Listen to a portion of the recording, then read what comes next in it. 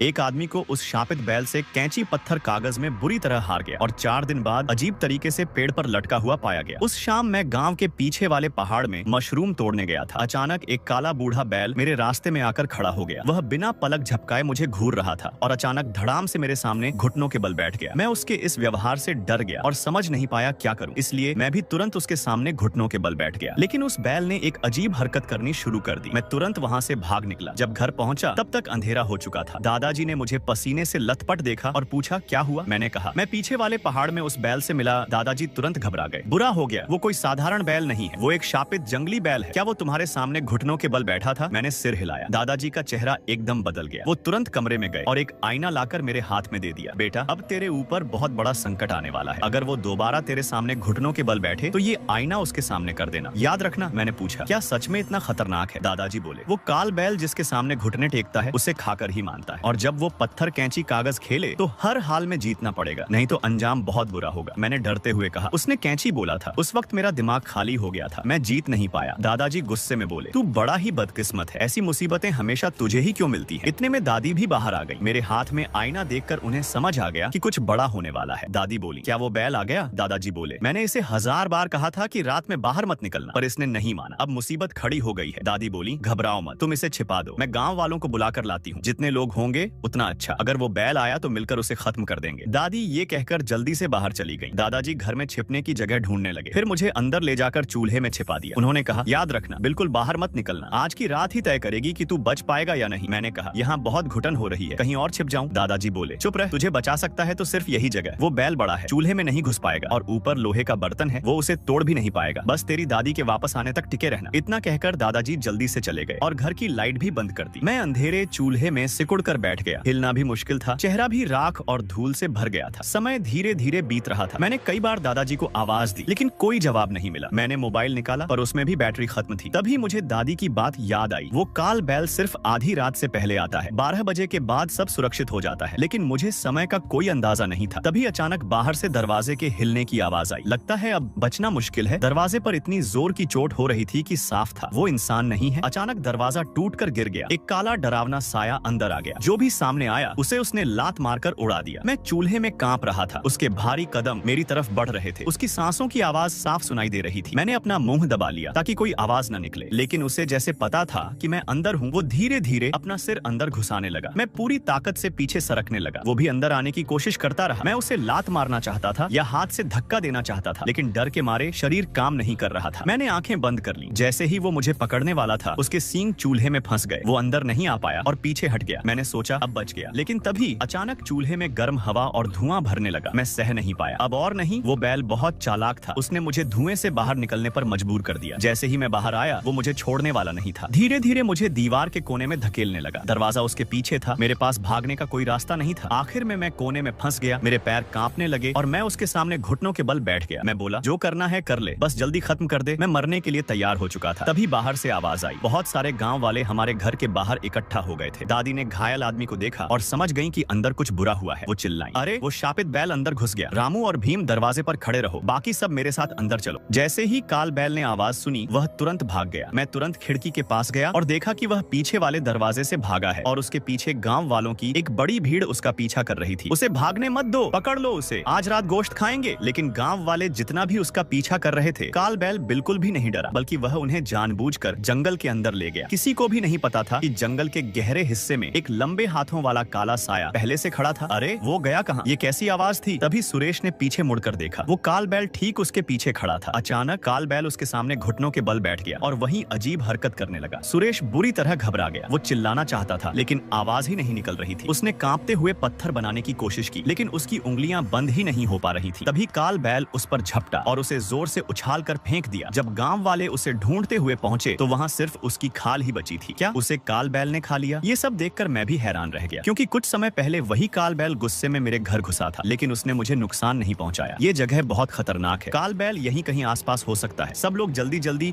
अपने घर जाओ और छिप जाओ। इसके बाद गांव वाले समूह में अपने अपने घर लौट गए। हम तीनों भी घर पहुंचे और दरवाजा कसकर बंद कर लिया। दादाजी बोले मोहन तू उस काल बैल के साथ इतने समय तक घर में था, बताओ उस दौरान क्या हुआ? दादाजी और दादी दोनों बहुत हैरान थे, क्योंकि काल बैल की आदत के अनुसार उसे मुझे खा लेना चाहिए था, लेकिन मैं बिल्कुल सुरक्षित था। मैं बोला मुझे भी नहीं पता क्या हुआ, शायद मैं इतना बदसूरत हूँ कि उसका मन ही नहीं किया। दोनों एक दूसरे की तरफ देखने लगे। उन्हें कुछ समझ नहीं आया तो उन्होंने बात छोड़ दी। अब ज्यादा सोचने का समय नहीं है, तेरा गाँव में रहना बहुत खतरनाक है, हमें तुरंत यहाँ से निकलना होगा। दादी बोली, इतनी जल्दी जाने की क्या जरूरत है? दादाजी बोले, वो कोई साधारण बैल नहीं, वो हवा पकड़ने वाला शापित बैल है। अगर उसने मोहन को नहीं छोड़ा तो बाद में पछताने का भी मौका नहीं मिलेगा। जल्दी से सामान पैक करो, हम आज रात ही निकलेंगे। मैंने पूछा, क्या हम गांव छोड़ रहे हैं? दादाजी बोले, और क्या, गांव के कई लोग मर चुके हैं, अगला नंबर तेरा भी हो सकता है। मैं बोला, इतना भी क्या, सिर्फ एक बैल ही तो है, हम सब मिलकर हथियार लेकर पहरा देंगे, मुझे नहीं लगता वो फिर आएगा। दादाजी बोले, ये सब तेरी भलाई के लिए है, जल्दी सामान पैक कर। उनकी जिद के आगे मुझे मानना पड़ा। कम से कम सामान लो, हम शहर में मेरे चचेरे भाई के पास जाएंगे। इतना कहकर दादाजी और दादी बाहर चले गए। मैं सामान पैक करने ही वाला था कि अचानक खिड़की के बाहर कुछ दिखा। मैं देखने गया, तभी अंदर एक कागज का टुकड़ा फेंका गया। ये क्या है? जिस हाथ ने वो चिट्ठी फेंकी वो इंसान का नहीं लग रहा था। मैंने जल्दी से चिट्ठी खोली। उसमें 3 लाइन लिखी थी, कभी भी शहर मत जाना, तुम्हारे दादाजी तुम्हें मारना चाहते हैं, कोई भयानक चीज तुम्हारा पीछा कर रही है। मैं हैरान रह गया, ये क्या मतलब है? मुझे कुछ समझ नहीं आ रहा। क्या किसी ने दादाजी दादी की बात सुन ली और मुझे बताने आया है? मैं अभी सोच ही रहा था कि तभी दादाजी अंदर आए और बोले, अरे क्या कर रहा है, जल्दी कर। मैंने जल्दी से चिट्ठी छिपा ली और सामान पैक करने लगा। लगभग आधे घंटे बाद 2-3 पहिया गाड़ियां हमारे घर के बाहर आ गई। उनमें से एक में काफी हथियार भी रखे थे। दादाजी बोले, घबराओ मत, ये मैंने पहले से इंतजाम किया है, अगर रास्ते में काल बैल मिल गया तो काम आएगा। हमने सामान गाड़ी में रखा और रेलवे स्टेशन की तरफ निकल पड़े। ड्राइवर बोला, टिकट भी मैंने ले ली है, लेकिन इतनी जल्दी क्या है, आधी रात में ट्रेन पकड़ना कुछ ज्यादा ही जल्दी नहीं है? दादाजी गुस्से में बोले, तू बस गाड़ी चला, जितना कहा है उतना कर, पैसे पूरे मिलेंगे। मैंने सोचा, आखिरकार इस गांव से छुटकारा मिल जाएगा, मैं जिंदगी में कभी वापस नहीं आऊंगा। करीब आधे घंटे बाद दादाजी ने अपना हाथ पीछे किया और एक तेज धार वाला चाकू निकाल लिया। दादी ने ये देखा लेकिन कुछ नहीं बोली। मैं अभी भी चिट्ठी के बारे में सोच रहा था, मुझे खतरे का जरा भी अंदाजा नहीं था। दादाजी धीरे धीरे हरकत करने लगे। जैसे ही वो कुछ करने वाले थे, अचानक सड़क किनारे झाड़ियों में हलचल हुई। कोई अजीब चीज बाहर निकली। दादाजी का हाथ डर के मारे वापस चला गया। तुमने देखा वो क्या था? कहीं वो काल बैल तो नहीं? अगर वो है भी तो इतने लोगों के सामने क्या करेगा? आया तो आज खत्म कर देंगे। अब हम सब सतर्क हो गए। मैं बार बार इधर उधर देखने लगा। दादाजी भी शांत हो गए। गाड़ी तेज रफ्तार से आगे बढ़ी। कुछ ही देर में हम रेलवे स्टेशन पहुंच गए। दादाजी बोले, जल्दी उतर, ट्रेन छूट जाएगी। लेकिन इस बार मैं थोड़ा रुक गया। क्या हमें सच में शहर जाना चाहिए? वहाँ जाकर शायद हम रह भी ना पाए। दादाजी गुस्से में बोले, अरे बेवकूफ, ये क्या समय है ये सब सोचने का, जल्दी अंदर चल। इस वक्त मुझे एक अजीब सा अशुभ एहसास हो रहा था। मुझे लग रहा था कि रास्ते भर कोई आंखें मुझे अंधेरे में घूर रही थीं, जैसे वो मुझे ट्रेन में चढ़ने से रोकना चाहती हो। अब देर हो रही है, जल्दी चलो, हम ये सब तुम्हारे भले के लिए कर रहे हैं। आखिरकार मुझे मजबूरन ट्रेन में चढ़ना पड़ा। जैसे ही ट्रेन चली मुझे लगा कि कोई बड़ी घटना होने वाली है। तो इसका मतलब मुझे शहर नहीं जाना चाहिए था, लेकिन दादाजी मुझे जबरदस्ती ले आए और रास्ते में मुझे मारने का भी प्लान था। अगर वो काल बैल अचानक नहीं आता तो शायद मैं बचता ही नहीं। आखिरकार मैं ट्रेन में बैठ गया, लेकिन सिर्फ आधे घंटे बाद ही पहाड़ी से मलबा गिरने की वजह से ट्रेन रुक गई। तभी मैंने खिड़की के बाहर देखा, एक लंबा चौड़ा काला साया मुझे हाथ हिलाकर इशारा कर रहा था। मैं हैरान ही था कि तभी दादाजी ने घबराकर खिड़की जोर से बंद कर दी। उनका पूरा शरीर कांप रहा था। उन्होंने दादी से डरते हुए कहा, वो आ गया है। दादी भी घबरा गई। इतने साल बाद वो अभी भी जिंदा है, तुम्हें पक्का यकीन है? दादाजी बोले, उसका शरीर मैं जिंदगी भर नहीं भूल सकता, मैं गलत नहीं हो सकता। दादी ने धीरे से पर्दा हटाया और बाहर देखने लगी। अरे बाहर तो कुछ भी नहीं है, इतनी अंधेरी रात में शायद तुम्हें भ्रम हुआ है। दादाजी बोले, काश मैं गलत होता, लेकिन वो आकृति बिल्कुल उसी जैसी थी। मैंने कहा, आप दोनों ठीक तो हैं? आप लोग क्या बातें कर रहे हैं? मुझे कुछ समझ नहीं आ रहा। क्या वो काल बैल हमारे पीछे आ गया है? लेकिन ट्रेन में इतने लोग हैं, डरने की क्या बात है? दादाजी बोले, वो काल बैल नहीं है, लेकिन वो उससे भी ज्यादा खतरनाक है। अगर वो हम पर हमला करना चाहे तो ये ट्रेन भी हमें नहीं बचा पाएगी। फिर दादाजी बोले, तुम यहीं बैठे रहो, कहीं मत जाना। और वो दोनों अपनी सीट छोड़कर एक तरफ देखने चले गए। जैसे ही दादाजी ने दोबारा बाहर देखा, उनका चेहरा एकदम सफेद पड़ गया। उनके पैर कांपने लगे। उनकी हालत देखकर डिब्बे के बाकी लोग भी डर गए। सबकी नजरें उन्हीं पर टिक गईं। दादी ने तुरंत संभालते हुए कहा, माफ कीजिए, इनके दिमाग की हालत ठीक नहीं है, आप लोग ध्यान मत दीजिए। फिर वो दादाजी को वापस सीट पर ले आई। दादाजी कांपते हुए बोले, अब सब खत्म हो गया, अब मुझे पूरा यकीन है वो आ गया है। 20 साल पहले की बात, वो अभी तक मुझे नहीं छोड़ा। मैं गुस्से में बोला, आप दोनों को क्या हो गया है? आखिर वो क्या है? मुझे साफ साफ बताओ। मैंने अंदाजा लगाना शुरू किया। क्या वो भालू जैसा इंसान है, या कोई बंदर जैसी आत्मा, या काली बिल्ली का भूत, या कोई पहाड़ी दानव, या बर्फ का राक्षस, या कोई बूढ़ा बकरा जैसा प्राणी, या कोई जंगली कुत्ता, या कोई लंबा डरावना इंसान, या पानी का भूत? मैंने एक एक करके सारे अजीब जीवों के नाम ले लिए, लेकिन उन्होंने हर बार मना कर दिया, इनमें से कोई भी नहीं है। दादाजी बोले, उसका नाम मैं नहीं ले सकता, अगर मैंने उसका नाम लिया तो बहुत बुरा होगा। मैंने फिर बाहर झांक कर देखा। वो साया दूर खड़ा मुझे हाथ हिला रहा था। उसका पूरा शरीर घने बालों से ढका हुआ था, लेकिन दूरी इतनी ज्यादा थी कि चेहरा साफ नहीं दिख रहा था। उसके हाथ पैर असामान्य रूप से लंबे थे और वो धीरे धीरे ट्रेन की तरफ बढ़ रहा था। मैं घबरा गया। नहीं, हम ऐसे बैठे नहीं रह सकते, कुछ करना होगा। लेकिन ट्रेन के आगे मलबा गिरा हुआ था, अगर भागना है तो नीचे उतरना पड़ेगा, लेकिन बाहर तो और भी खतरा है। इसलिए हमने फैसला किया कि ट्रेन में ही रहना बेहतर है। दादा दादाजी तुरंत ट्रेन स्टाफ से पूछने गए, लेकिन जवाब सुनकर वो टूट गए। सब खत्म हो गया, सुबह से पहले ट्रेन नहीं चलेगी। दादी घबराकर बोली, अब क्या करें? फिर उन्होंने खिड़की से देखा, वो साया अब और भी पास आ चुका था, वो बहुत करीब आ गया है। दादाजी बोले, चलो डिब्बा बदलते हैं, इतने लोगों के बीच शायद वो हमें पहचान नहीं पाएगा। अब मुझे शक होने लगा, क्या वो साया दादाजी के पीछे पड़ा है? जंगल में भी मैंने एक काला साया देखा था, क्या दादाजी ने भी उसे देखा था? क्या इसी वजह से वो हमें गाँव से बाहर ले आए? और क्या काल बैल सिर्फ एक बहाना था? मैं ज्यादा नहीं सोच पाया और उनके पीछे पीछे दूसरे डिब्बे में चला गया। हम एक कोने में खड़े हो गए जहाँ कम लोग थे। मैंने पूछा, दादाजी आप मुझसे कुछ छिपा रहे हैं ना? क्या वो चीज आपको ढूंढ रही है? आपने 20 साल पहले ऐसा क्या किया था? दादाजी गुस्से में बोले, तुमसे कहा ना ज्यादा सवाल मत पूछो, ये मेरा मामला है। तुम बस इतना जान लो, वो काल बैल से भी ज्यादा खतरनाक है। उस वक्त हमारे पूरे गांव के शिकारी एक एक करके गायब हो गए थे। जब उनकी तलाश की गई तो सिर्फ उनके फटे हुए कपड़े ही मिले। ये सब उसी का काम था। हड्डियां गायब हो जाती थी। जब लाला जी की बारी आई थी तब भी सिर्फ फटे हुए कपड़े ही बचे थे। पूरा शरीर उस चीज ने चट कर दिया था। बस किसी तरह रात कट जाए, सुबह होते ही हम बच जाएंगे। इतने में मैंने सिर घुमाया तो देखा ट्रेन के दूसरी तरफ एक काला सा साया मेरी तरफ दौड़ता हुआ आ रहा है। ध्यान से देखा तो वो थोड़ा थोड़ा काल बैल जैसा लग रहा था। मैं ये बात दादाजी को बताने ही वाला था कि अचानक डिब्बे में किसी की जोरदार चीख गूंज गई। जो डिब्बा अभी तक शोर से भरा था वो अचानक एकदम शांत हो गया। सभी लोग आवाज की तरफ देखने लगे। एक लड़का मोबाइल देख रहा था और बुरी तरह रो रहा था। ये तो गांव के पूरब वाले मोहल्ले का राकेश है, ये यहाँ कैसे? दादाजी बोले, इसके पिता भी उस समय हमारे साथ पहाड़ में गए थे। हम लगभग उस चीज को मार ही चुके थे। कुछ जिज्ञासु लोग मोबाइल देखने लगे। मोबाइल में एक फोटो थी जिसमें एक आदमी उल्टा पड़ा हुआ था। वो राकेश के पिता थे और उनके पीछे वही लंबा काला साया खड़ा था। लेकिन वो फोटो 2 घंटे पहले की थी और राकेश ने अभी अभी देखी थी। क्या वो साया हमेशा हमारे गांव में छिपा था, इसीलिए उसे मौका मिला राकेश के पिता को मारने का? और जब हम गांव से निकले तो वो हमारे पीछे पीछे आ गया। अब एक तरफ वो रहस्यमयी काला साया और दूसरी तरफ काल बैल। आखिर ये दोनों चाहते क्या हैं? मैं सोच में पड़ गया। क्या मुझे दादाजी को बताना चाहिए कि काल बैल पीछे है? उसने पहले ही गांव के कई लोगों को मार दिया है। कहीं वो और वो काला साया दोनों एक ही साथ तो नहीं है? मैं अभी सोच ही रहा था कि अचानक जोर जोर की आवाजें आने लगी। धड़ाम धड़ाम। ट्रेन की खिड़कियों के शीशे टूटने लगे। कोई बाहर से पत्थर मार रहा था। सब नीचे झुक जाओ जल्दी। जैसे ही पत्थर मारना बंद हुआ तभी ट्रेन की छत पर कुछ चलने की आवाज आई, जैसे कोई ऊपर चढ़ गया हो। दादाजी बोले, वो आ गया, वो हमारे सिर के ऊपर है। छत पर भारी भारी कदमों की आवाज गूंज रही थी। डिब्बे में हड़कंप मच गया। कुछ लोग तो डर के मारे कूदने तक की सोचने लगे, लेकिन हिम्मत नहीं हुई। हमने इतने डिब्बे बदले फिर भी वो हमें कैसे ढूंढ लिया? दादाजी बोले, शायद उसे हमारी गंध मिल गई है। उसकी सूंघने की शक्ति कुत्ते से भी तेज है। डिब्बे का माहौल पूरी तरह बिगड़ चुका था। कुछ लोग जमीन पर लेट गए, डर के मारे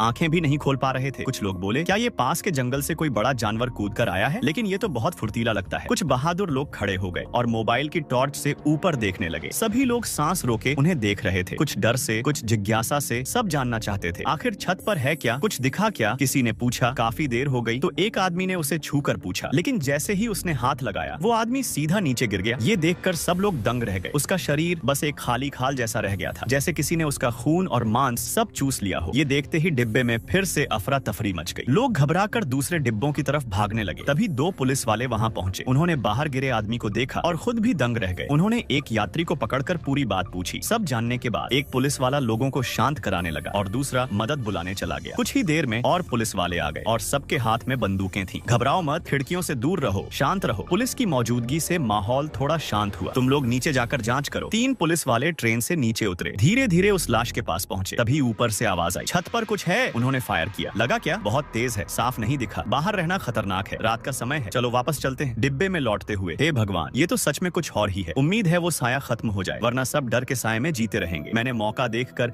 एक खाली खिड़की से बाहर देखा। अब वहाँ काल बैल भी गायब था। क्या वो मुझे बचाने आया था या मारने? लगता है मामला उतना आसान नहीं है। डिब्बे में अब शांति थी। लोगों ने राहत की सांस ली। कोई बोला, क्या कोई खिड़की ठीक कर सकता है? ठंडी हवा अंदर आ रही है। दूसरा बोला, जिंदा बच गए वही बहुत है, अब और मत सोचो। दादी ने धीरे से पूछा, तुम्हें क्या लगता है उन्होंने उस चीज को मार दिया? दादाजी बोले, कह नहीं सकते, उसकी रफ्तार बहुत तेज है। 20 साल पहले भी हम इतने लोग थे, हाथों में तीर कमान थे, फिर भी हम उसका एक बाल भी नहीं छू पाए। दादी गुस्से में बोली, ये सब तुम्हारी वजह से हुआ है, नहीं तो हमें 20 साल तक डर में नहीं जीना पड़ता। दादाजी, आपने उस समय आखिर किया क्या था? अरे बुढ़िया, चुप रहो, जो बात नहीं कहनी चाहिए वो मत कहो, बस हम सही सलामत वहाँ पहुँच जाए, सब ठीक हो जाएगा। उस पल मुझे समझ आ गया, दादाजी मुझसे कुछ बहुत बड़ा सच छुपा रहे हैं। और ये भी साफ था कि जो काला साया ट्रेन तक आया है वो 100% दादाजी की वजह से ही आया है। तभी अचानक मुझे ऐसा महसूस हुआ जैसे कोई बड़ी बड़ी आंखें मुझे घूर रही हूँ। मैंने पीछे मुड़कर देखा। खिड़की के बाहर एक विशालकाय डरावना जीव खड़ा था। मेरे हाथ कांपने लगे। मैंने दादाजी के कंधे को हिलाया। क्या हुआ? चेहरा इतना सफेद क्यों पड़ गया? खिड़की के बाहर कोई खड़ा है। दादाजी का चेहरा एकदम बदल गया। उन्होंने तुरंत बाहर देखा, लेकिन वहाँ कुछ भी नहीं था। तुम्हें यकीन है? कहीं तुमने गलत तो नहीं देखा? इतनी नजदीक से देखा है, मैं गलत नहीं हो सकता। सकता। दादी घबरा कर बोली, अब क्या करें? मैंने कहा, चलो पुलिस वालों के पास चलते हैं, उनके पास हथियार हैं, उनके पास रहना ही सबसे सुरक्षित है। उन्हें मेरी बात सही लगी, लेकिन जैसे ही हम अगले डिब्बे की तरफ बढ़े, धड़ाम, एक बड़ा पत्थर खिड़की तोड़कर अंदर आया और अगले डिब्बे का रास्ता बंद कर दिया। उसी पल पूरे डिब्बे की लाइट बंद हो गई और अंधेरे में हमारे सामने लगभग 2 मीटर लंबा एक भयानक जीव खड़ा था। मैंने ध्यान से देखा, वो काल मोहन था। अब पूरे डिब्बे में सिर्फ हम तीनों थे। आगे रास्ता बंद। पीछे से भागने की कोशिश की तो एक आदमी लल्लन ने दरवाजा बंद कर दिया। मुझे माफ करना, ये साफ है कि काल मोहन तुम लोगों के लिए आया है। तुम्हारी किस्मत अच्छी हो। अब क्या करें? दादी घबरा कर बोली, खिड़की टूटी है, क्या कूद जाए? कूदे तो भी वो पीछा नहीं छोड़ेगा। इतने में काल मोहन धीरे धीरे हमारी तरफ बढ़ने लगा। हम तीनों की सांसें थम गईं। दादी बोली, अब जो होना है होगा, अगर मर्द हो तो अपनी गलती का सामना करो। इतना कहकर दादी अचानक खिड़की की तरफ दौड़ी और सीधे कूद गई। ये देखकर काल मोहन गुस्से में पागल हो गया। वो मेरी तरफ झपटा और मेरे पैर को दबोच लिया। उसने अपना विशाल हाथ उठाया, जैसे अभी मुझे कुचल देगा। तभी धड़ाम, काल बैल अचानक अंदर घुसा और सीधा काल मोहन को जोर से टक्कर मारकर दूर फेंक दिया। मैंने मौका देखकर तुरंत खुद को छुड़ाया। दोनों के बीच भयंकर लड़ाई शुरू हो गई। काल बैल ने उसे जमीन पर दबोच लिया, लेकिन काल मोहन ने एक लात मारकर उसे दूर फेंक दिया। काल बैल पूरी ताकत से हमला करने ही वाला था, लेकिन तभी काल मोहन खिड़की से कूदकर भाग गया। मैं हांफते हुए बोला, काल बैल, तुमने मुझे क्यों बचाया? क्या वो चिट्ठी भी तुमने ही दी थी? लेकिन काल बैल चुप रहा। उसने बस इशारा किया कि हम उसकी पीठ पर बैठ जाएं। फिर वो हमें लेकर वहाँ से दूर निकल गया। मैंने तुरंत पूछा, तुम लोग इतने सालों से डर में क्यों जी रहे थे? 20 साल पहले दादाजी ने आखिर किया क्या था? दादी ने गहरी सांस ली। अब सच छुपाने का कोई फायदा नहीं। काल मोहन तुमसे नहीं, तुम्हारे दादाजी से नफरत करता है, क्योंकि 20 साल पहले तुम्हारे दादाजी को उसका ठिकाना मिल गया था। जब वो अंदर गए तो काल मोहन वहाँ नहीं था, सिर्फ उसका बच्चा था। और तुम्हारे दादाजी ने वो किया जिसका उन्हें जिंदगी भर पछतावा रहा। उन्होंने अपने हाथों से उसके बच्चे को मार दिया। तभी से वो हमसे बदला लेने के पीछे पड़ा है। हम इतने सालों से गांव बदल बदल कर छुपते रहे, लेकिन वो हमें ढूंढ ही लिया। मैं सन्न रह गया। फिर मैंने पूछा, लेकिन दादाजी ने मेरे साथ ऐसा क्यों किया? 3 पहिया गाड़ी में मैंने शीशे में कुछ देखा था, मैं समझ नहीं पा रहा। दादी ने धीरे से कहा, क्योंकि तुम हमारे असली पोते नहीं हो। हमें तुम जंगल में मिले थे, तुम्हें उठाकर हमने पाला। इस बार हम शहर इसलिए जा रहे थे क्योंकि हमें पता चल गया था कि काल मोहन हमारे आसपास आ चुका है, और तुम्हारे दादाजी को लगा कि तुम हमारे लिए बोझ बन गए हो, क्योंकि काल बैल और काल मोहन दोनों ही तुम्हारी वजह से हमारे पीछे हैं। मैं चौंक गया। दादी ने पूछा, लेकिन एक बात समझ नहीं आई, काल बैल ने तुम्हें बचाया क्यों? मैंने धीरे से कहा, शुरू में मुझे भी समझ नहीं आया, लेकिन ट्रेन में मैंने उसके पैर पर एक खास निशान देखा। 10 साल पहले मैंने उसके बच्चे को बचाया था। शायद उसने मेरी गंध पहचान ली और उसी एहसान के बदले वो मुझे बचा रहा है। आगे चलकर जब सुबह हम दादाजी को ढूंढने वापस गए तो वहाँ सिर्फ उनके फटे हुए कपड़े पड़े थे। इसका मतलब साफ था, काल मोहन ने उन्हें ढूंढ लिया था। दादाजी 20 साल तक छुपते रहे, लेकिन आखिरकार उन्हें अपने पुराने गुनाह की कीमत चुकानी ही पड़ी।